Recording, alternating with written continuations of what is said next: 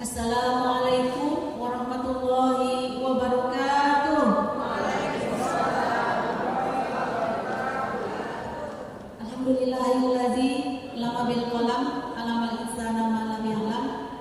Asyhadu an la ilaha illallah wa asyhadu anna Muhammadan abduhu wa rasuluh la nabiyya ba'da amma ba'du.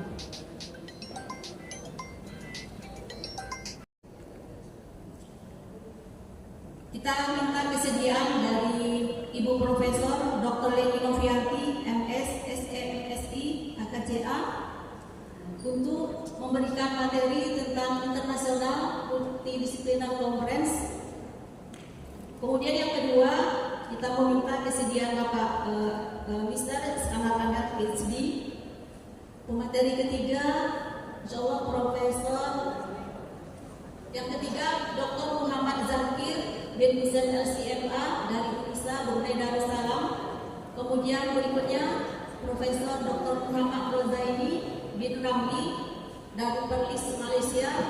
Kemudian Associate Profesor Dr. Tawat Taiwan dari University Songkla Thailand. Bapak Ibu hadirin yang berbahagia,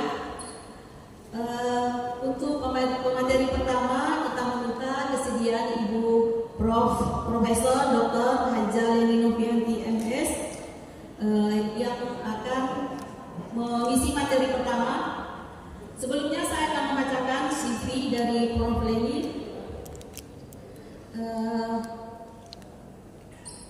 Kita semua sudah sama-sama tahu ya, Ibu Profesor Dr. Haja Leni Novianti merupakan Rektor UIN Suskaryo sekaligus sebagai Ketua Kopertais Wilayah Riau Kepri, Kombes di Ekonomi Islam Pasca Sarjana UIN Suskaryo.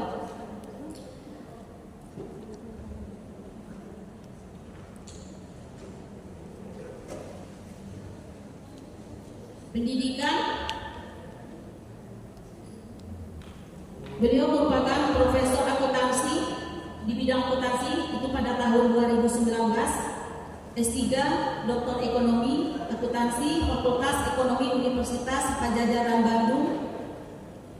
S2 Magister Sains bidang ilmu akuntansi Fakultas Ekonomi Universitas Padjadjaran Bandung.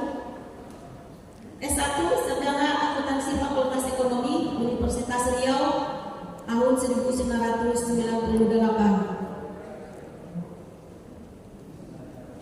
Pengalaman pekerjaan itu adalah dosen S1 Fakultas Ekonomi, dosen S2 Ekonomi Islam Pasca Sarjana UIN Suskaryo 2021 sampai 2025 sebagai Ketua LP2M UIN Suskaryo, 2018 sampai 2021 Wakil Dekan Akademik Fakultas Ekonomi dan Ilmu Sosial UIN Suskaryo, 2014 sampai 2018 Wakil Dekan Bidang Keuangan dan Administrasi Fakultas Ekonomi UIN Suskaryo.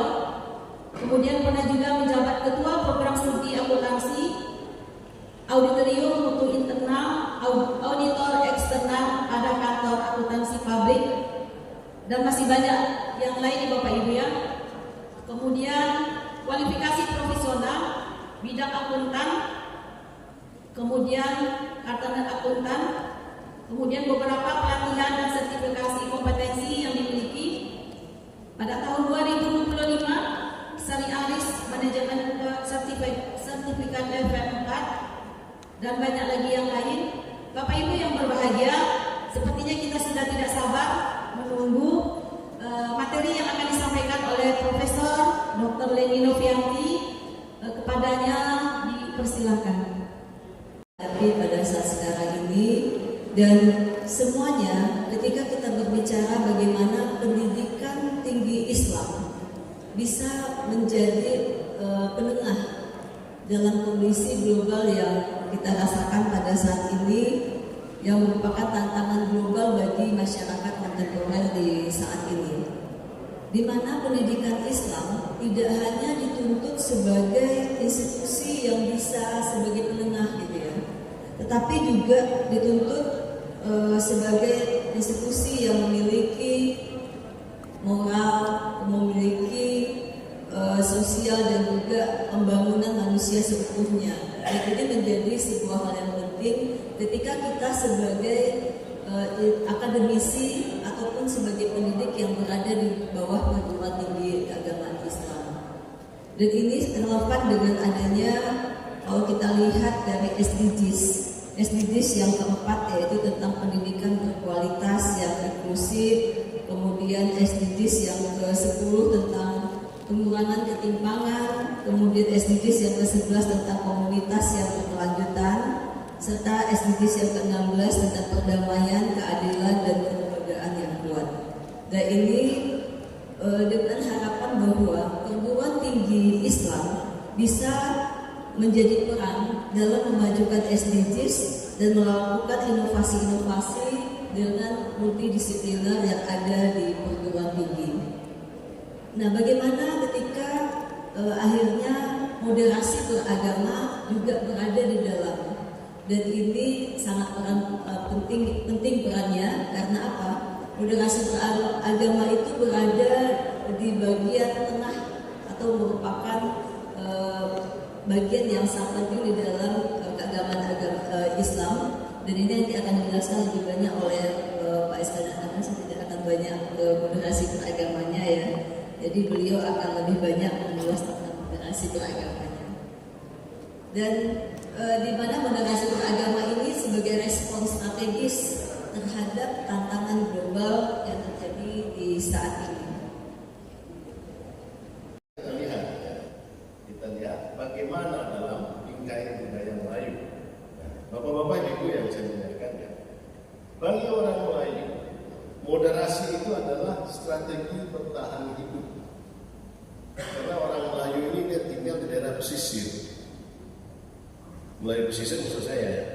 Jadi itu sering disinggahi oleh para pendatang. Makanya interaksi kita di bumi Melayu dengan orang-orang yang non Melayu itu bukan cerita kemarin. Itu cerita sudah berabad-abad yang lalu. Makanya apa yang membuat kita itu bisa eksis sampai sekarang? Karena kita punya sifat yang terbuka. Keterbukaan kita inilah yang akhirnya membuat kita mampu mengelola perbedaan-perbedaan yang ada. Nah, ini sebenarnya poin besar ya.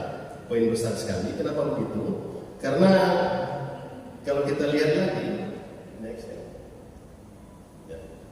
Di dalam adat kita ini, di Melayu lah, kita sebut saja di mana saja. Yang jelas Melayu kita di sini, kemudian yang di Minang juga itu ada samanya. Adat bersandi syarak bersandi kita rumah. Itu di sini diterapkan. Apa ini artinya ya? Dari segi agama, Islam itu mengajarkan rahmatan lil alamin. Artinya dia mengajarkan kasih dan sayang. Nantinya yang dipentingkan, yang diperlukan dalam moderasi beragama di Melayu ini bagaimana caranya? Mereka melakukan itu dengan cara adat. Jadi makanya seperti yang dibacakan oleh Bu Rektor tadi, tunjuk ajaran Melayu di kita itu luar biasa. Itu materi adat. Moderasi beragama di Melayu ini dilakukan melalui pendekatan yang ada pemahaman, ada pemahaman adat. Makanya Bapak-bapak Ibu sekalian ya, ini standar sosial Melayu ya, standar sosial Melayu. Kita akan dapati sikap radikal dan kaku dalam beragama itu dianggap kurang ajar. Radikal dan kaku dalam beragama itu juga kurang ajar. Itu di Melayu. Dan kemudian kekerasan atas nama agama itu dianggap tidak beragama. Luar biasa sekali implementasi dan ada pesan syarat pesan kita. Makanya kalau kita cermati ke dalamnya, kita gali-gali apa sih yang menjadi tulang punggung kok bisa suatu kebudayaan kayak gini semua itu. Rupanya di kita itu kata kuncinya dua saja. Tinggal rasa dan kemudian tahu diri. Nah itu baik pertama dari pantun Raja Alianji itu, siapa yang tak tahu diri gitu ya. Siapa yang tak tahu diri mampuslah.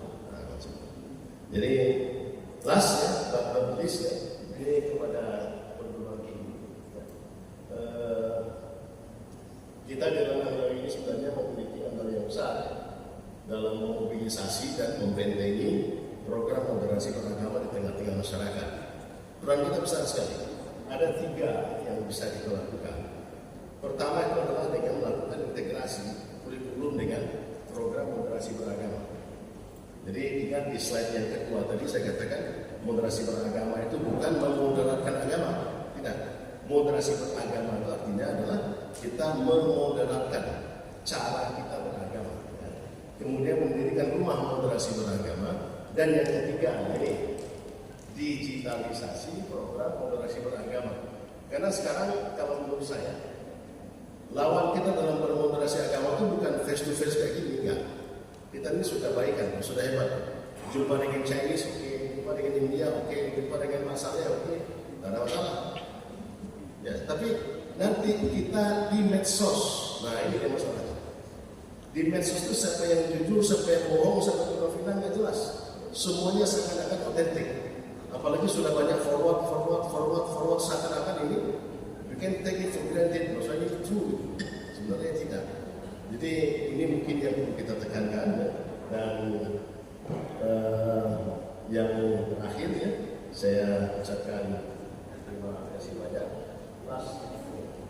Terima kasih banyak. Semoga apa yang disampaikan ini bisa bermanfaat, dan kalau ada yang bisa kita diskusikan, saya kira cukup sampai di sini. Assalamualaikum warahmatullahi wabarakatuh.